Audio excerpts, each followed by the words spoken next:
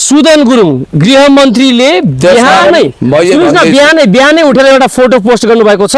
उहाँ काम गर्दा गर्दै 18 घण्टा भनौँ न धेरै समय काम गर्दा गर्दै मन्त्रालयको सोफामै उहाँ सुत्नु भएको छ र पोस्ट गर्नुभएको छ, निर्माता भन्दा ठुलो निर्माण हुँदैन, जनता भन्दा माथि सरकार हुँदैन। कसरी हेर्नु भएको छ यो काम अनि थकान, यो निद्रा मन्त्रालयमा सुतिएको यो सुताइलाई कसरी हेर्नु भएको छ तपाईँले? अब त्यो काम गर्नेहरू सुत्छन् कुन ठुलो कुरो हो त? भनेपछि काम गर्नुभयो कि काम गर्नु भएन भन्ने हो तपाईँको? मलाई थाहा छैन, सुत्या फोटोदेखि त्यति हो। कस्तो लाग्यो भन्नुहोस् त? राम्रो लाग्यो? खै मैले हेर्नुपर्छ, मैले देखाएको छैन। हेर्नुहोस् न, हेर्नु चाहिँ हेर्नुहोस्, फोटो हेर्नुहोस्, हेर्नुहोस् त ठिक छ। कस्तो लाग्यो? राम्रो लाग्यो? के छ मन्त्रालयमा सुत्ने कुरा कस्तो लाग्यो त? सुत्न पाइन्छ मन्त्रालयमा? खै मलाई के थाहा भने सुत्न पाइन्छ कि पाइँदैन, म मन्त्रालयको अधिकारी सचिव होइन केही होइन। ए भनेपछि तपाईँलाई के पनि थाहा छैन होइन त? आफ्नो पार्टीको अध्यक्ष को हुनुहुन्छ त्यो त थाहा होला नि होइन? मलाई अब यो केटाकेटी कुरा तपाईँले त कमसे कम यो फोटो देखाइरहेको छु त मैले, दिनुहोस् न के प्रतिक्रिया? मेरो प्रतिक्रिया छैन यसमा। के नबोल्ने त्यसमा होइन? त्यसमा हर्क साम्पाङले हिजो बोलेको कुरामा के छ तपाईँको टिप्पणी? गजब छ, कस्तो लाग्यो? एकदम राम्रो छ। देशभक्तले जे बोल्नुपर्छ त्यो उहाँले बोल्नु भएको छ र उहाँले वास्तवमा भन्ने भने यो जुन सामाजिक सुरक्षा भत्ता अझ 65 वर्षमा दिनुपर्ने अहिले 70 वर्षमा दिइएको छ र यो 70 वर्षमा दिएको कुरालाई 75 वर्ष धकेल्नु भनेको नागरिकहरूप्रतिको घनघोर अन्याय हो र त्यस्तो अन्याय गर्न पाइँदैन। उहाँले त्यो विषयमा बोल्नु भएको छैन? हर्क साम्पाङको प्रसङ्ग त एमसिसी खारेजको कुरा गर्नु भएको छ उहाँले होइन? उहाँले चाहिँ सुकुम्बासी बस्तीहरूलाई विस्थापित गर्ने होइन स्थापित गर्ने भन्नुभएको छ। कस्तो लाग्यो हिजोको उहाँको त्यो बालशाला सञ्चार गरेर दिएको? राष्ट्रियता जनतन्त्र जनजीविकाको सवालमा नेकपा एमाले र श्रम संस्कृति पार्टी एक ठाउँमा उभिन्छ र उहाँलाई हामी सपोर्ट गर्छौँ र उहाँले जे बोल्नुभयो त्यो ठिक छ। उहाँले सामाजिक सुरक्षा भत्ता को बारेमा बारम्बार प्रश्न उठाउनु भएको छ र यो ठिक छ। वृद्धलाई अपमान गर्ने राज्य कहिले पनि कल्याणकारी राज्य हुन सक्दैन, यो गलत कुरा हो। भनेपछि 75 वर्षमा दिने वृद्ध भत्ता चाहिँ 70 मै कायम हुनु पर्यो भन्ने हो तपाईँको भनाइ? हुनुपर्छ, कायम हुनुपर्छ र त्यो वृद्ध भत्ता तलमाथि गर्न पाइँदैन किनभने हाम्रो हजुरबा पुस्ताले पाएको हो। हुन त नवउदारवादी अर्थतन्त्रले के भन्छ भने उसले सामाजिक सुरक्षाका सबै चिजहरू कटौती गर्छ, उसले नागरिकलाई दिएको अधिकारहरू खोज्छ, उसले मुठीभर पुँजीपतिहरूलाई अरबपति बनाउने कुरा सोच्छ। त्यसकारण रामशरण महतको चेला चपेटा गुरुमा आएको अहिलेको अर्थमन्त्री वाग्ले पनि नवउदारवादी अर्थतन्त्र केही प्रवक्ता हुनुहुन्छ। त्यसकारणले प्राइभेटाइजेसन नियोलिबरलाइजेसनको पछाडि गुटुटु दगुरेको यो सरकारले गर्ने नै यस्तै काम हो। अर्को कुरो मैले तपाईँलाई भन्दैछु, व्यक्तिको खातामा रहेको उसको रगत पसिना आँसु, विन्स्टन चर्चिलको भाषामा भन्नुपर्दा ब्लड स्वेट एन्ड टियर लगानी भएको जुन पैसा छ त्यो पैसा व्यक्तिको आफ्नो सम्पत्ति हो, त्यो सरकारको सम्पत्ति होइन। सरकारले चाहँदै चलाउन सक्दैन, सरकार पनि संविधानभन्दा माथि छैन। त्यो उसले 100, 200, 500 वर्षपछि पनि त्यो खाता उसैको हो। कालो धन हो भने त्यसको शङ्कास्पद धनलाई अनुसन्धान गर्न पाइयो, त्यसको कुनै टाइम बाउन्ड्री हुँदैन। त्यो 10 वर्षमा पनि सरकारको हुँदैन, 20 वर्षमा पनि हुँदैन, 50 वर्षमा पनि हुँदैन। एकचोटि उसले खाता खोलेको छ भने त्यो लाइफ टाइम हुन्छ। त्यो छोरोको पालामा, नातिको पालामा, पनातिको पालामा, खनातिको पालामा, जनातिको पालामा जबसम्म उसको खाता रहन्छ तबसम्म उसैको हुन्छ। त्यो खबरदार, त्यो सरकारले त्यसरी लुट्न पाउँदैन। अहिले मैले सुनिरहेको छु कि त्यसरी सरकार व्यक्तिको पैसा सरकारी खातामा अनाधिकृत रूपमा तानेर 1 खर्ब 35 अर्ब रुपियाँले सहकारी पीडितलाई दिनु छ। 100 वर्ष 100 दिनभित्र हामी दिन्छौँ भनेर रवि लामी छानेले फलाको गरेका थिए। अब यिनीहरूले दाउपेच के गरेको बुझिन्छ भने त्यही पैसा चाहिँ उनीहरूले व्यक्तिगत खाताबाट तानेर सहकारी पीडितलाई दिने भनेका छन्। त्यो होइन, अहिले सहकारीका ठगहरू जति छन्, जीवी राई कहाँ छ त? हर्क साम्पाङले त ठिकै भन्नुभएको छ, नेकपा एमाले ठिकै भनेको छ, हामीले पनि ठिकै भनेका छौँ कि जीवी राईलाई आकाश पताल धुई पताल यत्र तत्र सर्वत्र 3 त्रिलोक 14 वोटबाट खोज्नु पर्दैन। जीवी राई लगायतका सहकारी अनि खोज्ने ठगहरू- तयारी र हल्ला व्यापक आछ मिडियामा अहिले के छ सक्ला त बालन अब सरकारले प्राथमिक कुरो चाहिँ त्यो प्राथमिक कुरो भनेको जीवी राईलाई पक्रिनु पर्यो, जीवी राई लगायतका व्यक्तिलाई ल्याउनु पर्यो, सहकारी ठगबाटै त्यो पैसा असुल पर हिजोको दिनमा संसदको पहिलो बैठकको दिन रामबहादुर थापा बादलले दिएको व्यक्ति विवादमा आएको छ र उनले भनेका छन् जे लेखेर दियो त्यही बोले। के बिराए यो खासमा आफूले बोल्ने कुरा आफै लेख्दैनन् नेताहरू। होइन अब लिखित उहाँले लिखित भाषण वाचन गर्नुभयो होला, अब त्यो गर्नुभयो होला नि गर्नुभयो हो भन्नुहोस् न सिधै। लिखितै होला भन्न ठान्छु होइन। अब लिखित होला, लिखित गरे पनि मौखिक गरे पनि अब त्यसको जिम्मेवारी चाहिँ वक्तामै हुन्छ, पार्टीमा हुन्छ। उहाँले स्पष्ट रूपमा आफ्नो कुरा राख्नु भएको छ। अब संसदको बैठकमा रोस्टममा उभिएर प्रतिपक्ष दलको नेताको रूपमा खास गरी टिओबी या तिब्बत ओरिजिन्स ब्लड भन्ने जुन जेन्जी मोमेन्टमा घुसपैठ भएर आतङ्क मच्चाएको समूहको विषयमा नेपालमा भएको अननेसेसरी हस्तक्षेपको विषयमा अननेसेसरी हस्तक्षेपको विषयमा तपाईँले भन्नुभयो नि हो अननेसेसरी अप्रमाणित कुरा त्यहाँ राख्नुभयो क्या भनेर अहिले पार्टीकै मान्छेले तपाईँकै पार्टीको विष्णु पौडेलले, योगेश भट्टराईले, सुरेन्द्र पाण्डेले विरोध गर्नु भएको छ नि। पुण्यजी मैले तपाईँलाई विषयमा रोक्नु कारण त्यसको विषयमा बहस हो, पार्टी सचिवालयमा छलफल नसचिए फेरि विद्रोह गर्ने कुरो भएको छ, चेतावनी आएको छ। ठिक छ त अब आज हेरौँ सचिवालय बैठकमा के हुन्छ कसो हुन्छ, नेतृत्वले कसरी छलफल गर्छ। अब यद्यपि पार्टीको विचार नीति लाइनलाई सम्प्रेषण गर्ने कुरा हुन्छ होइन। अब उहाँ पार्टीको कार्यवाहक अध्यक्ष पनि हुनुहुन्छ र संसदीय दलको नेता पनि हुनुहुन्छ। त्यसो त संसदीय दलको नेता चयनको विषयमा पनि साथीभाइहरूले हङ्गामा गर्नु हो, तर त्यो चाहिँ कुरा के छ भने खुद सुवाङ नेम्बाङजीले पनि बादल अर्थात् रामबहादुर थापाजी पार्टीको सिनियर मोस्ट लिडर हुनुहुन्छ।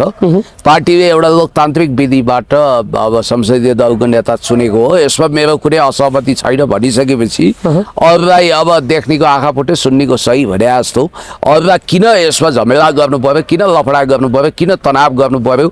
जबकि सुवाङ नेम्बाङजीको राजनीतिक क्यारियर भनेको नराटी भन्दा 2 वर्ष अगाडि सुरु भयो। उहाँले जुन दिन एमालेको टिकट पाउनुभयो त्यो दिनदेखि उहाँ एमालेको राजनीतिकमा हुनुहुन्छ।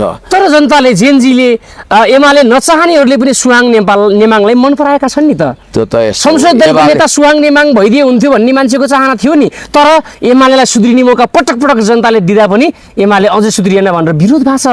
कोबाट भन्दा तपाईँहरूको एमालेको भातृ सङ्गठन मतलब विद्यार्थी भातृ सङ्गठनले चिया सङ्घमा विरोध गरेको छ नि शङ्कर पौडेलको विरुद्धमा। हेर्नुहोस् त यो लोकतान्त्रिक पार्टीभित्र वाद विवाद संवाद हुन्छ, पार्टीमा कमी कमजोरी छ भने त्यसलाई सच्याइन्छ, तर यसको मतलब बिग्रिएको भन्ने गलत परिभाषा दिनु हुँदैन। नेकपा एमाले बिग्रिएको छैन र जहाँसम्म अब एक हिसाबले भन्नुपर्दा अरूले एमाले भित्र हुडल्लो मचाउन खोजेर हुँदैन। पार्टीमा रामबहादुर थापा कुनै त्यस्तो विवादित नेता होइन, उहाँको छोराको विवाद आयो होला बेग्लै कुरा हो, तर उहाँको म जनयुद्ध कालदेखि नै जान्दछु उहाँ भद्र भला आदमी देशभक्त नेता हो। अवसरवादी होइन उहाँ रामबहादुर थापा बादल कसरी अवसरवादी हुन्छ? उहाँले त त्यागेर आउनुभयो पार्टी। होइन होइन अब यो त एउटा प्रक्रियाबाट त कस्तो कुरो गर्नुहुन्छ। प्रचण्डले लगेर पार्टी बिसाउनु भयो, उहाँ त्यहीँ बस्नुभयो, प्रचण्डजीहरू छुट्टिनुभयो, कुरा त्यति हो। त्यस कारणले गर्दाखेरि उहाँ कतै गएको छैन, केही पनि छैन। र सरस्वती भन्नुहोस्, हिजो प्रतिनिधि सभाको पहिलो बैठकमा सबैभन्दा बढी मन नपराइएका जुन एउटा सम्बोधन थियो, हरेक व्यक्तिले सम्बोधन गर्नुभयो, त्यसमध्येमा मन नपराइएको सम्बोधन मान्छेले भन्छन् रामबहादुर थापा बादल। उनले सेनालाई, कर्मचारीलाई र सँगसँगै जेएनजी सरकारलाई, कार्की आयोगलाई र टिओबीलाई समेत दोष लगाएर बाहिर निस्किनु भयो। त्यही कुरा भन्दै गर्दाखेरि चाहिँ सुदन गुरुङले अस्वाभाविक व्यवहार देखाउनु भयो भनेर मान्छेले हरकत भनेर पनि ट्याग दिएका छन्। हजुरले कसरी हेर्नुहुन्छ यसलाई? अब टिओबी जस्तो फेतिब्बत मोमेन्टको बारेमा उहाँले टिका टिप्पणी गर्नु के गलत हो? तपाईँ के आशयले सोध्दै हुनुहुन्छ? टिओबी भने के तपाईँले बुझ्नु भएको छ? तिब्बत ओरिजिन्स ब्लड त्यो भने के? सुन्नुहोस् के बैठकमा भन्ने कुरा हो त्यो, किन भनिँदैन? अप्रमाणित कुरा यसो नभनेको भए हुन्थ्यो भनेर चौधरी विरोध भएको छ। कसरी अप्रमाणित हुन्छ? जेएनजी मोमेन्टमा टिओबी ड्रेस लगाएर टिओबी छ त सुदन गुरुङ टिओबी हो त? सुदन गुरुङलाई नै टिओबी हो कि होइन भनेर इङ्गित गरेर भन्नुभएको छैन, तर टिओबीको घुसपैठ भयो भन्न नपाउनु कहाँको तानाशाही हो, कहाँको रवैया हो तपाईँहरू जस्ता? अनि टिओबी भनेर सुधर गुरुङलाई इङ्गित गरेपछि सुधर गुरुङले रियाक्सन दिएको तपाईँले देख्नु भएन भने त्यो नबुझ्ने हामीले यो कुरा पनि होइन। त्यो केटाकेटी कुरामा म जान्न। केटाकेटी आए, गोली चलाए, मट्याङ्ग्राको सत्यानाश।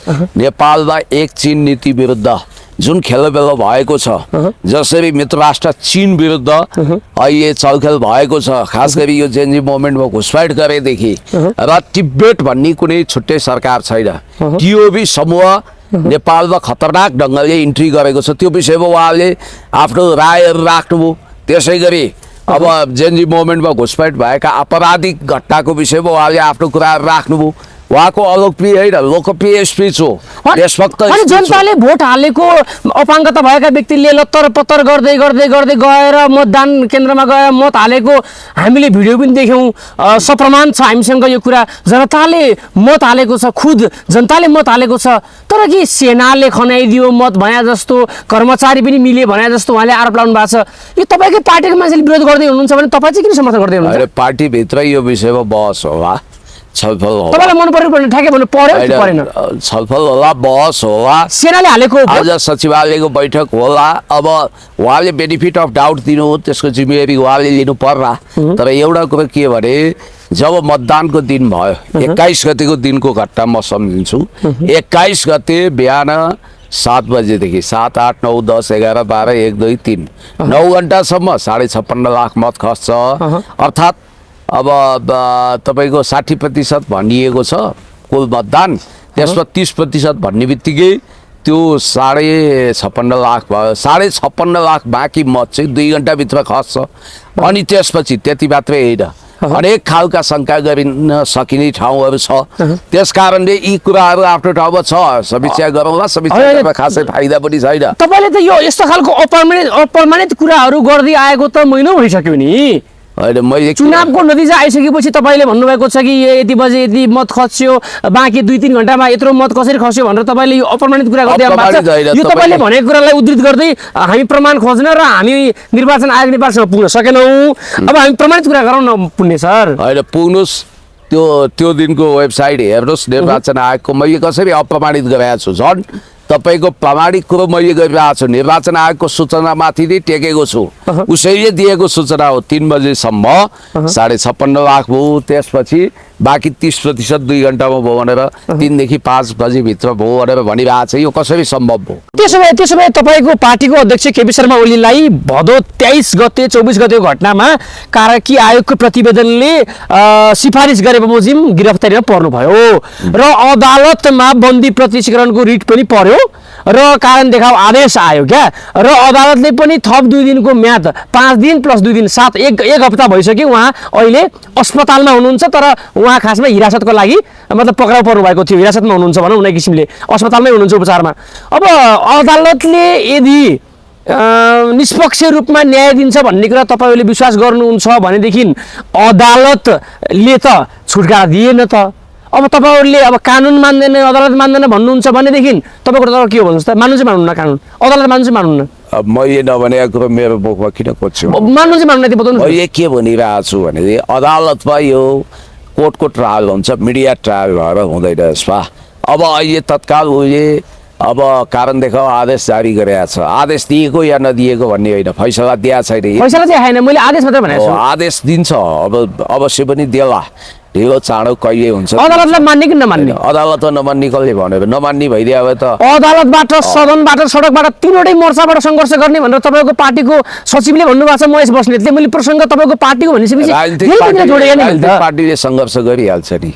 गैर न्यायिक कुरामा त सङ्घर्ष गर्छ। कसरी न्यायिक र गैर न्यायिक भन्नको लागि त अदालतले तपाईँले जिम्मा दिए भएन भने? 24 गतेको घटनाको विषयमा जेनजी आयोगको प्रतिवेदन पनि अदालतको प्रतिवेदन होइन, त्यो सरकारले गठन गरेको आयोग हो। त्यसलाई मान्न अदालत बाध्य छैन। त्यसकारण त्यसको बारेमा अनुसन्धान टोली बन्नुपर्छ। त्यसमा अदालतले किन छोडिदिएन त? केपी शर्मा ओलीले भनेको यदि प्रतिशोधै थियो भनेदेखि अदालतमा हतार गरेर हुँदैन नि त। 1-8 दिन हेरौँ न, अब के गर्छ कसो गर्छ हामी हेर्दैछौँ। Watch and see, wait and see. म तपाईँलाई के भन्छु भने अदालत इन्फ्लुएन्समा जाँदैन भन्ने हाम्रो विश्वास हो। अब 24 गतेको घटनाको विषयमा रामबहादुर थापा बादलजीले, हामीले हर्क साम्पाङज्यूले भनिरहनु भएको छ कि ती इँटाहरूले भित्ताहरू जो जलेको छ 24 गतेको विषयपछि दुधको दुध पानीको पानी छुट्याउनु पर्दैन। 24 गते भएको 50औं खर्बको नोक्सानीको विषयमा हिसाब किताब राख्नु पर्दैन, त्यसको विषयमा डाटा कलेक्सन गर्नु पर्दैन। 24 गते भएको जुन खालको एउटा ज्यादती छ त्यसको विषयमा दुधको दुध पानीको पानी छुट्याउनु पर्दैन। कुन अपराधीहरू थिए, को मतियार थिए, को सरदार थिए, यो सदनमा भएका कतिपय व्यक्तिहरू, यही मन्त्रीमण्डलमा भएका कतिपय व्यक्तिलाई भोलि समस्या पर्न सक्छ। यसको न्यायिक आयोग गठन होस्। अहिले सर्वोच्च अदालतको बालवाला न्यायाधीशकै नेतृत्वमा न्यायिक निष्पक्ष आयोग गठन होस् भनेर नेकपा एमाले भनिरहेको छ। अब ब्रिज कोर्स हटाउने भनेर अपरिपक्व निर्णय गर्छ, कहिले के गर्छ, त्यसमा सरकार टिक्न सक्दैन। ए बाबा सोभियो हटाउने होइन, सोभियोको विकृति विसङ्गति हामीले इलिमिनेट गर्ने हो। तपाईँ सक्नुहुन्छ भने बारवटा फाउन्डेसन हटाउनुहोस् त ल। बारवटा फाउन्डेसन लगायतका आइएनजिओहरूलाई चल्न दिने, अनि विद्यार्थीहरू राजनीतिक हिसाबले अगाडि बढ्न अमेरिकामा पनि सोभियो हुन्छ, युरोपमा पनि हुन्छ, नेपाल भारतमा पनि हुन्छ। विशेष गरी चर्चामा अहिले आएको चाहिँ दलीय कर्मचारी युनियन, यसको कुरा चाहिँ आएको छ, खारेजको कुरा के? आधिकारिक ट्रेड युनियन छँदैछ नि, दलीय होइन, आधिकारिक ट्रेड युनियन छ। हो, मेरै जस्तो नाम गरेको पुण्य ढकालजीको नेतृत्वमा छ। त्यो मजदुरहरूलाई पेल्नको निम्ति, पिना निकाल्नको निम्ति, मजदुरहरूको हक हित खोज्नको निम्ति पुँजीपतिहरूले कहिलेकाहीँ ट्रेड युनियन खारेज गराउँछन्। त्यही भएर मैले नवउदारवादी अर्थतन्त्रको ढाक्रे हुनु हुँदैन, समाजवादी उत्पादन प्रणालीमा जानुपर्छ, उत्पादनका साधनहरूको समाजवादीकरण गरिनुपर्छ। स्वास्थ्य र शिक्षामा यो सरकारले खोइ सब्सिडी दिएको, निःशुल्क रूपमा स्वास्थ्य र शिक्षा उपलब्ध गराउने प्रतिबद्धता खोइ 100 बुँदाभित्र, त्यति मात्रै होइन, गरिबी घटाउने कुरा खोइ, महँगी घटाउने कुरा खोइ। तपाईँले सस्तो लोकप्रियताको कुरा गरेर हुन्छ? तपाईँको फेसबुकमा ट्याउ ट्याउ गर्ने, युट्युबमा हाहाकार गर्ने, हामी भनेको बरु मध्यमवर्गीय मान्छे हौँ, अलि बाबुबाजेको जमिन छ, तपाईँले भ्युजबाट 2-4 पैसा आम्दानी गर्नुहुन्छ। तर यो देशको अत्यन्तै भुइँ तहका सीमान्त जनताहरू, गरिबहरू जो सोसियल मिडियाको पहुँचमा छैनन्, उनीहरू रोएर बसेका छन्, उनीहरूको आवाज दबिएको छ। आज तपाईँलाई थाहा छ 3400 बोरा चामल पर्छ, महँगी त्यत्तिकै छ। एउटा मध्यमवर्गीय परिवारले महिनामा 2 जना सन्तानलाई स्कुलमा पढाएर बाँच्न काठमाडौँमा 1 लाख रुपियाँ चाहिन्छ। त्यस कारणले गर्दाखेरि उनीहरूलाई नाम चाहिएको छ, उनीहरूलाई वाहवाही चाहिएको छ, तर गरिब जनतालाई माम चाहिएको छ। अब देशमा भयङ्कर ठुलो गरिबी र भोकमरी बढ्ने मैले देखेँ। भनेपछि तपाईँले चाहिँ राष्ट्रपाको 100 दिने 100 कार्यसूची मन पराउनु भएन भन्ने हो? म निराश छु।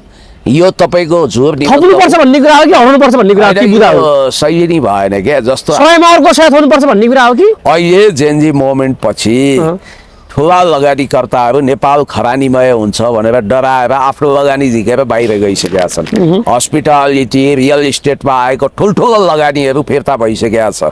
नेपाल आर्थिक रूपमा खोक्रो हुँदैछ क्या, खोक्रो।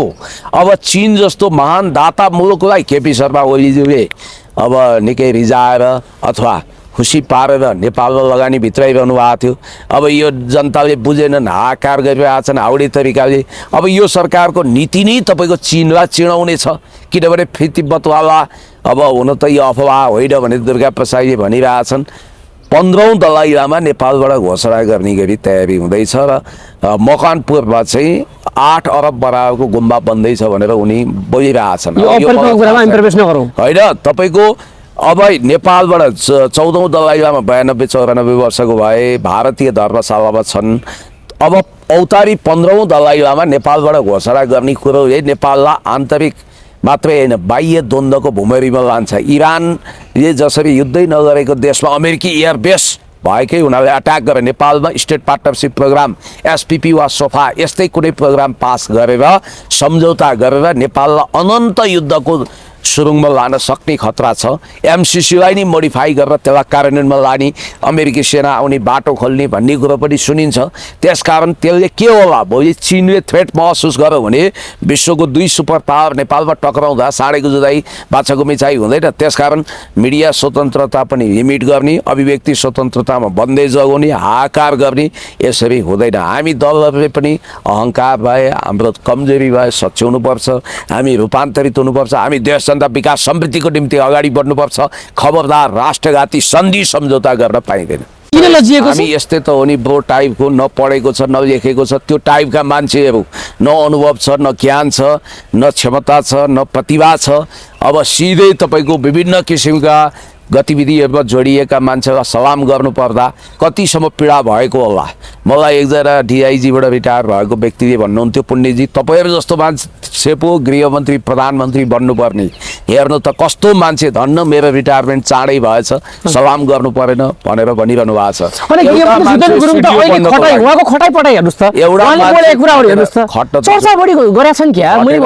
खटेर हुँदैन, 18 घण्टा खट्नुहुन्छ, सभामा सुत्नुहुन्छ, रातारात तपाईँको चाहिँ एयरपोर्ट पुग्नुहुन्छ उहाँ नियमन गर्न अथवा अवलोकन गर्न पुग्नुहुन्छ। हवलदारको काम आइजीले गर्दैन, आइजीको काम सचिवले गर्दैन, सचिवको काम गृहमन्त्रीले गर्दैन, असाइनमेन्ट फरक छ। तर गृहमन्त्रीले गर्ने काम गर्नुभयो होला नि हैन? एउटा मानिस गृहमन्त्री बन्न कमसेकम उसले ब्याचलर गर्नुपर्छ अथवा मास्टर्स गर्नुपर्छ, सुरक्षा निकाय सम्बन्धी उसको एक्सपर्टिजम हुनुपर्छ, उसको international politics, foreign policy, domestic पोलिटिक्समा एक खालको अध्ययन हुनुपर्छ, चिन्तन हुनुपर्छ, गम्भीरता हुनुपर्छ। त्यो केही पनि छैन। तपाईँले के देख्नु भएन? मैले केही पनि देखेको छैन। मान्छेले भन्छन्, जेनजीहरूले भनेको कुरा भने है त मैले, तपाईँ यसमा रिसाउनुहुन्छ तपाईँ होइन, तर्क दिनुहोस् के, बोल्ने कुरामा बोलेर जित्ने हो नि त, भौतिक कुरामा रिप्लाई नदिनु होला कृपया होइन। जेनजीहरूले भन्छन् क्या, एक बलमा 2 विकेट झऱ्यो, तपाईँको पार्टी अध्यक्षलाई पक्राउ, तत्कालीन गृहमन्त्रीलाई पक्राउ, यो त गर्नुपर्ने जेनजी शहीदले जे चाहेको थिए त्यही व्यक्तिलाई पक्राउ गरेपछि सुदन गुरुङको त वावै बढी छ मार्केटमा अहिले। अब कहिलेकाहीँ भ्रमको तुवालेले सत्यको जमिन छोप्छ, त्यो बेग्लै कुरा हो। अब अहिले मैले प्रतीकात्मक रूपमा भने कानुनी कच्चा बाटोबाट कानुन ऐन संशोधन भएको छैन। मौजुदा संविधानको कच्चा बाटोबाट सरकारी गाडीले आफ्नो क्लच, एक्सिलेटर अनि त्यसपछि ब्रेक केही पनि चेक नगरिकन 120 किलोमिटरको गतिमा गाडी दौडाएको देखिन्छ। भरे ब्रेक फेल हुन सक्छ, परिपक्व ढङ्गले कदम चाल्नुपर्छ। अब अनिल कपुरको जस्तो स्टन्ट गरेर हुँदैन। अब त्यो नायक फिल्ममा अनिल कपुरले पो मुख्यमन्त्रीको रूपमा 1 दिन पाएको थिए, यो सरकारले त धेरै दिन पाएको छ। धेरै दिन पाएको सरकारले धेरै दिन काम गर्नु पर्यो। त्यस कारणले गर्दाखेरि यो उल्टो भइरहेछ। यो सरकार 1 वर्ष 2 वर्ष मात्रै होइन, 5 वर्ष टिक्छ भने होइन, धरेताले काम गर्नु पर्यो नि, कानुनी हिसाबले काम गर्नु पर्यो नि। केपी शर्मा ओलीजीले इतिहासमा भयङ्कर ठुलो राष्ट्रवादी अपराध गर्नुभयो। उहाँले कालापानी लिम्पियाद्वारा समेटिएको महान नक्सा जारी गर्नुभयो, अपराध नम्बर 1। अपराध नम्बर 2, उहाँले बेल्ट एन्ड रोड इनिसिएटिभको एमओयूमा हस्ताक्षर गरेर नेपालमा कुनै सैन्य रणनीतिसँग नजोडिएको खरबौँ रुपियाँ चाइनिज लगानी नेपालमा भित्राएर नेपाललाई औद्योगिक युगमा प्रवेश गराउने सङ्कल्प लिनुभयो। उहाँले काठमाडौँ निजगढ फास्ट ट्र्याक, सुरुङ मार्ग लगायत धेरै राष्ट्रिय गौरवका योजना, खास गरी उता दैलेखमा पेट्रोल खानी चाइनाको सहयोगमा उत्खनन गर्ने गरी विकास प्रोजेक्ट भटाभट अगाडि बढाउनु हो। तेस्रो गल्ती उहाँले यो गर्नुभयो। चौथो गल्ती उहाँले के गर्नु भने 2079 साल असार 6 गते पार्लियामेन्टबाट, याद गर्नुहोस् है, 2079 साल असार 6 गते शेरबहादुर देउवालाई सल्लाह दिएर पार्लियामेन्टबाट स्टेट पार्टनरसिप प्रोग्राम अर्थात् एसपिपी पास नगर्ने कुरामा दृढतापूर्वक उभिनुभयो र फलस्वरूप 2079 साल असार 7 गते रासोपा जन्मियो। रासोपा भनेको त्यस्तो पार्टी हो, अमेरिकामा एउटा राष्ट्रिय अमेरिकन फ्रिडम पार्टी छ, नेसनल अमेरिकन फ्रिडम पार्टी। त्यसको पनि चिन्ह, अमेरिकन फ्रिडम पार्टीको चिन्ह पनि घन्टी नै छ र निलो किनारा नै छ। त्यसलाई जर्ज सोरोजले ओपन सोसाइटी अन्तर्गत फन्डिङ गर्छन्। हो, त्यो खालको पार्टी नेपालमा 7 गते जन्मियो, असारको 7 गते 2079 साल असारको 7 गते। अब केपी ओलीले अर्को हो, उहाँमा केही समस्या होला, घमण्ड, गिरिबन्धुमा के छ? गिरिबन्धुमा अनुसन्धान गर्नुहोस्, जति गरे पनि हुन्छ। खाली प्रशंसा मात्रै गर्ने तपाईले? होइन, प्रशंसा होइन। 3 चोटि प्रधानमन्त्री भएको व्यक्तिले गरेका 2-3टा कामलाई हामीले पहाड बनाइदिनु पर्ने त्यसो भए? 2-3टा होइन, एउटै असल काम। तपाईले जम्मा 3टा भन्नुभयो काम? होइन, तपाईले भन्दा भित्र 100 अरू कामहरू रोकेको छ। त्यो समग्र हो, समग्रभित्र अंशका कुराहरू कति छन्, सयौं कामहरू रोकेका छन्। पाना पल्टाउँदै जाने हो भने एउटा महाभारतको दस्तावेज तयार हुन्छ। त्यसकारण यो सरकारको पालामा आएर चीनसँगको, मित्र राष्ट्र चीनसँगको सम्बन्ध अभूतपूर्व रूपमा बिग्रिएको छ र यो राम्रो सङ्केत होइन। सेयर मार्केट ध्वस्त होला भन्ने खतरा छ, रेमिटेन्स घटेको छ, पर क्यापिटा इन्कम घटेको छ। अब उनीहरूले भनेका छन् हामी 5 वर्षभित्र नेसनल ग्रिडमा, राष्ट्रिय प्रसारण केन्द्रमा हामी 15,000 मेगावाट बिजुली जोड्छौँ। खै हेरौँ त कसरी जोड्नुहुन्छ राम्रो ल जोड्नुहोस् हामी क्याबात स्याबास भन्छौँ जोडियो भने तपाईँ हामी धनी हुने होला नि होइन र? अब त्यो हाइपोथेटिकल कुरो हो कि यथार्थ अब थाहा हुन्छ होइन मलाई त हाउडे गफ आएको छ अनि त्यसपछि हामी 15 लाखलाई रोजगारी दिन्छौँ भन्नुभएको छ नेपालमा औद्योगिकरण नभइकन कसरी उहाँहरू 12-15 लाख मान्छेलाई रोजगारी दिनुहुन्छ अब अर्को कुरो उहाँहरूले भन्नुभएको छ 30,000 किलोमिटरको सडक सञ्जाल हामी जोड्छौँ अब यो पनि गरेर देखाउनुहोस् कति सम्भव छ त्यति मात्रै होइन उहाँहरूले अर्को सङ्कल्प पनि लिनुभएको छ उहाँहरूले भन्नुभएको छ हामी $100 बिलियन को जीडीपी बनाउँछौँ अर्थतन्त्र बनाउँछौँ भन्नुभएको छ $100 बिलियन को अर्थतन्त्र बनाउनको निम्ति प्रत्येक वर्ष 17% को दरले आर्थिक वृद्धि दर हासिल हुनुपर्छ जबकि अहिलेको नेपालको वृद्धि दर म तपाईँलाई भनौँ केपी शर्मा ओलीज्यूको पालामा 6.7% थियो अहिले इन्डिकेटरहरू हेर्नुहोस् अहिले नेपालको वृद्धि दर जम्मी 4.5% छ अहिले राज्यले सब्सिडी दिएर तेलको भाउ बढाउनु हुँदैन थियो महँगी ढाड भाँचिने गरी बढाएको छ अहिले नेपाल आयल निगमलाई प्रत्येक दिन 1 अर्ब घाटा छ 200 माथि पेट्रोलको मूल्य पुग्दा पनि डिजलको मूल्य पुग्दा पनि सब्सिडी दिनुपर्छ नि त राज्यले विशेष कोष पहिला केपी ओलीको पालामा दिएको थिएन अनि 1 अर्ब घाटा भइरहेको छ प्रत्येक दिन आयल निगमलाई किन दिन सक्दैन राज्य सब पुँजी हुन्छ अनि त्यही भएर त मित्र राष्ट्र चाइनासँग हात मिलाउनु पर्यो अनुदान लिनु पर्यो अब जोसँग हात मिलाएर खरबौँ रुपियाँ ल्याउनु छ त्यसलाई चिडाउने अनि तपाईँ कसरी आन्तरिक स्रोत परिचालन गर्न सकिँदैन मैले भनिहालेँ हरेक आर्थिक सूचाङ्क केपी ओलीको भन्दा धेरै तल तल तल गएर ड्यामेज छ मात्र एउटा कुरो हल्लाको बजार चाहिँ गरेर आएको छ हल्ला मार्केटिङ गर्न आएका हुन् त्यसो भए यिनीहरू मार्केटिङ गर्न आएका हुन् हल्ला गर्न आएका हुन् काम गरेर देखाउन परेको छ महँगी 14.8% को दरले बढेको छ रेमिट्यान्स 25% को दरले घटेको छ भनिन्छ खरबौँ रुपियाँ अहिले देशबाट पुँजी पलायन भइसक्यो सेयर मार्केट ध्वस्त भएको छ डेप्से परिसूचक ओह्रालो लागेको छ क्यापिटल मार्केट चीन सबभन्दा ठुलो दाता चीन जोसँग नेपालको हिमाल भन्दा अग्लो सागर भन्दा गहिरो महभन्दा मिठो सम्बन्ध छ हो त्यस्तो चीनले नेपालमा लगानीको लागि हात झिक्दैछ र भारत हात झिक्दैछ र अमेरिकाले डिप स्टेटले अहिलेसम्म के चाहिँ नेपालमा इन्फ्रास्ट्रक्चर लगानी गर्यो म तपाईँलाई इन्फ्रास्ट्रक्चरमा लगानी गर्यो म तपाईँलाई उदाहरण दिन्छु कि चाइनाले बनाएको गोरखकाली रबर उद्योग भ्रिकुटी कागज कारखाना कोदारी राजमार्ग ट्रली बस यो सब कसरी कोल्याप्स हो डिप स्टेटको योजनामा अनि हेटौँडा सिमेन्ट कारखाना हेटौँडा कपडा उद्योग तपाईँलाई म उदाहरण दिन्छु यदि सरकारले नियम हेर्नुहोस् है के नियम बनाएको भए हुन्थ्यो भने बाँसबारी छाला जुत्ता कारखानाबाट उत्पादित भएका जति पनि जुत्ताहरू छ बेल्टहरू छ त्यो मात्रै सेना र प्रहरीले प्रयोग गर्न पाउने भने भए आज त्यो कारखाना टाट पल्टिँदैन थियो नवोदारवादले कौडीको दाममा उद्योगहरू बेच्न लगायो त्यति मात्रै होइन यदि भ्रिकुटी कागज कारखानाबाट उत्पादित भएका सारा कागज नै सरकारी अफिसले खरिद गर्नुपर्ने भने भए त्यो कागज वास्तवमा कागज कारखाना टाट पल्टिँदैन थियो ट्रली बसको कुरा गरौँ बिजुलीबाट चल्ने ट्रली बस थियो भक्तपुरको सूर्य विनायकदेखि त्रिपुरेश्वरसम्म अनि कति राम्रो थियो सस्तो थियो तपाईले गुणगान गाउनुको पछाडि तपाईहरुका नेताहरूले नै यी सबै उद्योगहरूलाई यी सबै संरचनाहरूलाई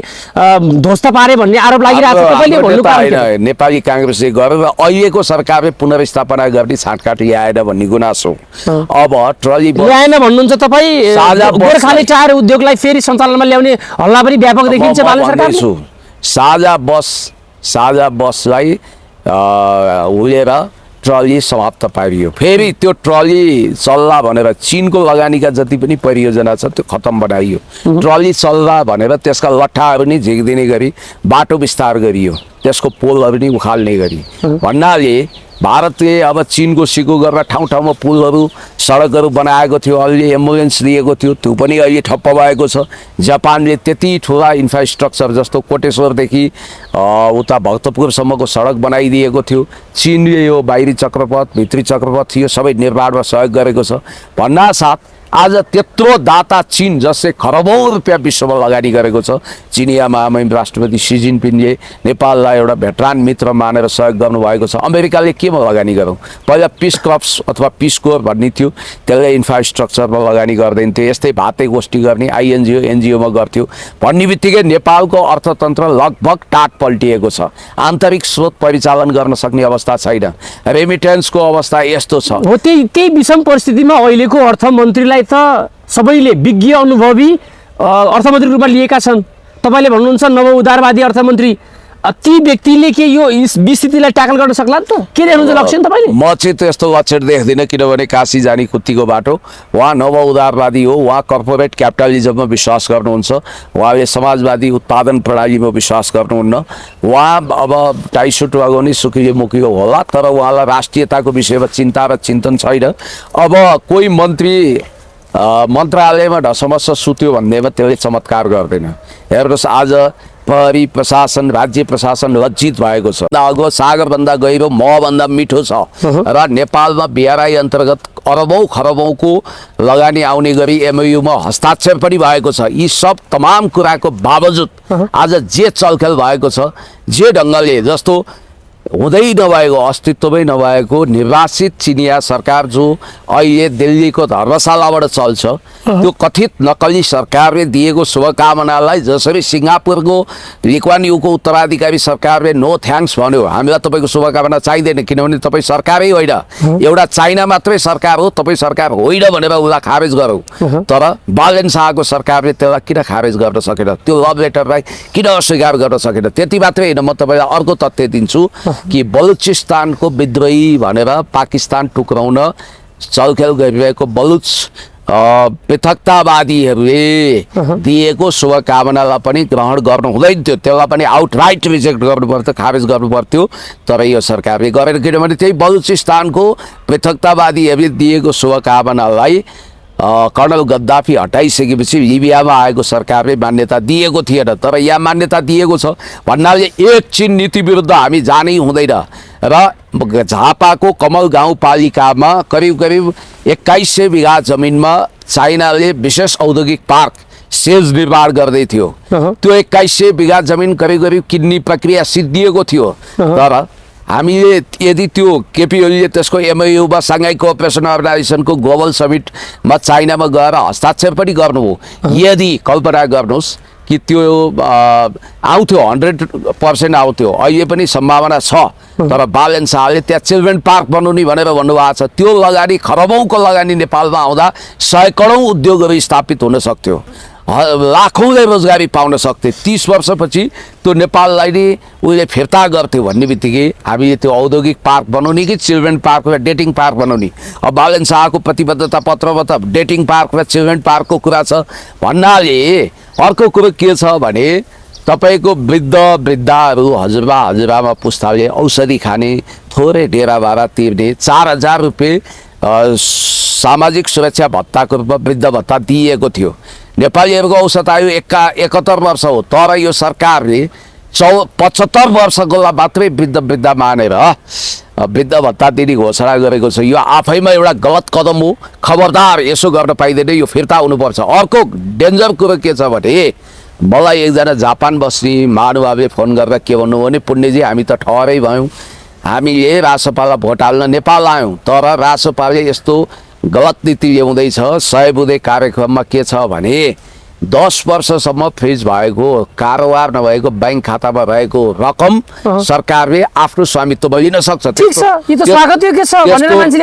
त्यस्तो रकम 2 खर्ब जति छ, कसरी स्वागत योग्य हुन्छ? कसरी हुँदैन? नेपालको बैंक तथा वित्तीय कारोबार ऐन फ्रिज भएको पैसा सुन्नु त्यो बैंकले चलाउँथ्यो अथवा फ्रिज भएको पैसा चलाउनु पाउँदैन। कसरी चलाउनु पाउँछ? तपाईँको खाताको पैसा बैंकले चलाउनु पाउँछ? कमसेकम बैंकमा त हुन्छ त्यो पैसा। बैंकमा हुन्छ, तर सरकारले झिकेर त्यो रकम कब्जा गर्न पाउँछ? तपाईँको पो खाता छैन।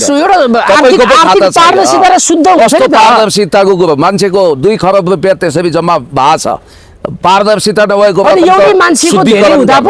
मतलब घाटा हुने भयो। कस्तो कुरो गर्नु तपाईँ? यस्तो कुरोमा जुन कुरो एकदमै जायज छ त्यो कुरोमा तर यति बेला अर्थमन्त्री स्वर्णिम वाग्लेको यो कुरालाई, यो योजनालाई मान्छेले खुब मन पराएका छन् नि। नबुझेर अथवा जानी बुझपचाएर म तपाईँलाई यसको उदाहरण दिन्छु।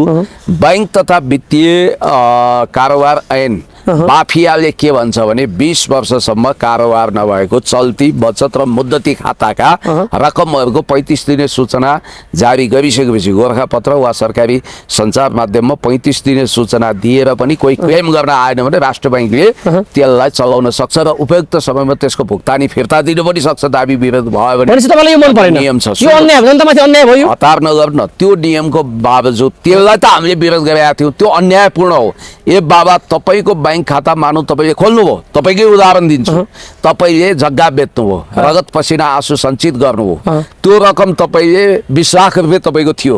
तपाईँ कल्पना गर्नुहोस्, तपाईँ मलाई जवाफ मात्रै दिनुहोस्, तपाईँलाई सोध्दैछु, तपाईँले 20 लाख राख्नुभयो अनि तपाईँ अमेरिका जानुभयो, तपाईँले 20 लाख राख्नुभयो, उता तपाईँ आफ्नो दुनियाँमा मस्त हुनुभयो, तपाईँको त्यो रकम भनेको तपाईँको छोरा, तपाईँको नाति, तपाईँको पनाति अनन्तकालसम्म रहनुपर्छ। खबरदार, बैंकले कब्जा गर्न पाउँदैन। 100 वर्षपछि पनि 100 वर्षपछि पनि चलाउन पाउँदैन। कसरी पाउँछ? राज्यले लाने कुरा कहाँ बैंकले? किन राज्यले कसरी लान पाउँछ? व्यक्तिको अर्थमन्त्रीले व्यक्तिको सम्पत्तिको संवैधानिक अधिकार व्यक्तिलाई छ। अनि त्यो पैसा किन चल भएन त? त्यो पैसा किन चलायमान भएन? खातावालाको कुरा हो। किन चलायमान भएन? कस्तो गम्भीर हुन्छ? खातावालादेखि 20 लाख खातावालालाई चलाउन मन लाग्यो चलाउँछ, चलाउन मन नलागे चलाउँदैन। उसले ब्याज खाइरहेछ, तपाईँको मर्जी हुन्छ? तपाईँको धन तपाईँको मर्जी हो। कालोबजारी र भ्रष्टाचारी गर्ने माफियाहरूको लागि यो नियम ल्याएको भन्नु? जग्गा बेचेर कसरी कालो धन भने त कुनै अवधि नै हुँदैन, त्यो जतिखेर पनि शुद्धिकरण हुन्छ। दीपक भट्टराई होइन, एउटै मान्छेको 10 वटा 20 वटा बैंकमा खाता खोलेर पैसा जम्मा गरेर पैसा लुकाउने मान्छे छ नि। सकिगोनीका निकै चर्चित कलाकार सागर लम्साल बले भनिने उक्त कलाकारमाथि बलात्कार मुद्दा अथवा बलात्कारको आरोप लागेको छ। लम्साललाई 10 वर्षभन्दा बढी समयदेखि दाइ मान्दै आएको बताउँदै उनले भनिन्, मैले उनलाई विश्वास गरेकी थिएँ। कुरा हुँदै जाँदा उनले तिमी बसेको ठाउँ देखाऊ भने मैले उनलाई आफ्नो अपार्टमेन्ट लगे। मलाई थाहा थिएन, जसले मैले दाइ मान्थे र मेरो परिवार त्यो मान्छे त एउटा राक्षस रहेछ। म बलात्कृत भए। एउटा पीडितले मतलब आरोप लगाएकी छिन् बलात्कारको। तपाईँ के भन्नुहुन्छ पुण्यजी? अब मैले पनि बिहानै यो अशुभ समाचार सुनि।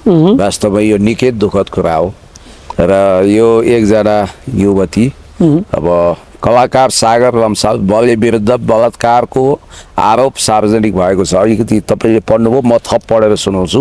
अमेरिकामा बस्दै आएको एक युवतीले सामाजिक सञ्जाल मार्फत आफूमाथि यौन दुर्व्यवहार भएको दाबी गरेपछि प्रकरण चर्चामा आएको हो। उक्त युवतीका बुवा र सागर हास्य टेलिसिरियल सकिगोनीका सहकर्मी हुन्।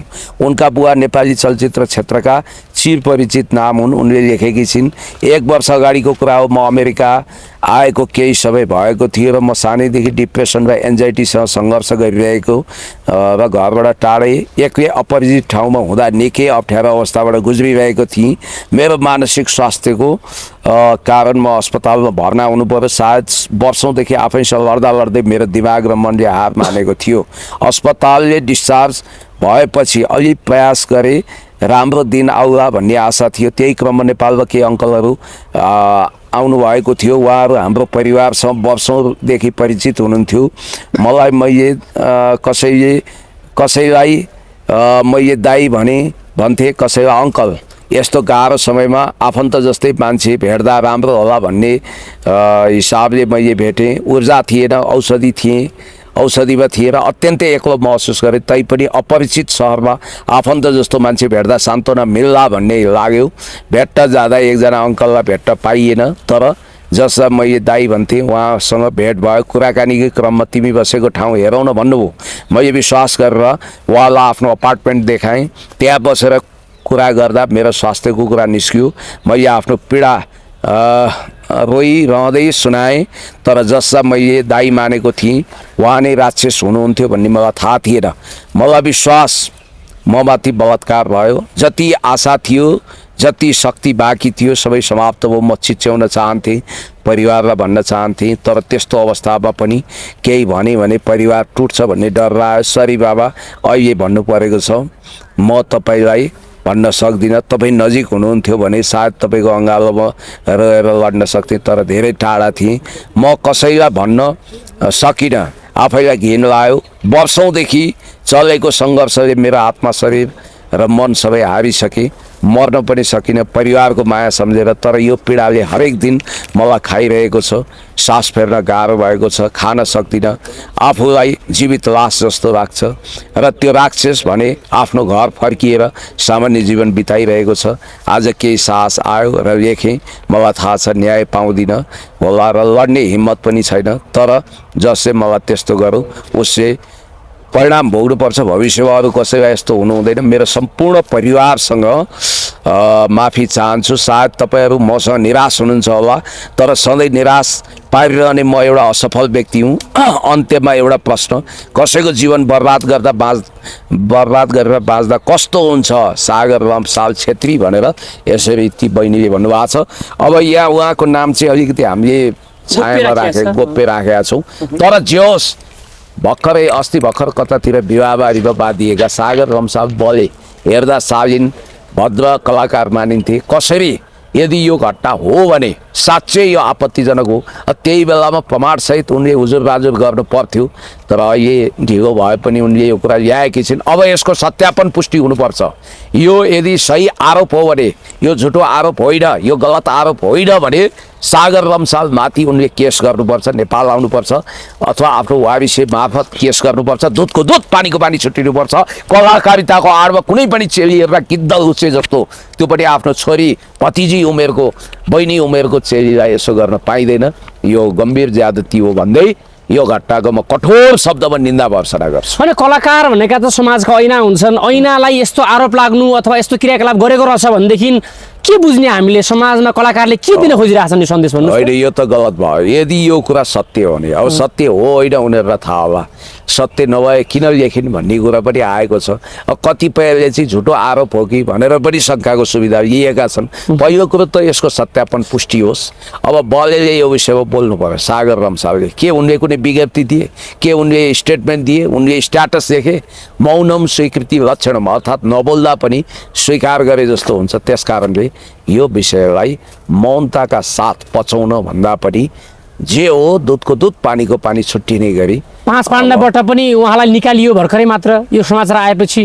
काममा त करियरमा त असर पर्ने भयो होइन? असर पर्यो। यो गम्भीर घटना हो। यदि यो होइन भने उनले पत्रकार सम्मेलन गरेर त्यसको तथ्य सार्वजनिक गरून्। यदि हो भने दुधको दुध पानीको पानी छुट्टियोस् र कानुनी कारवाही होस्। Thank you.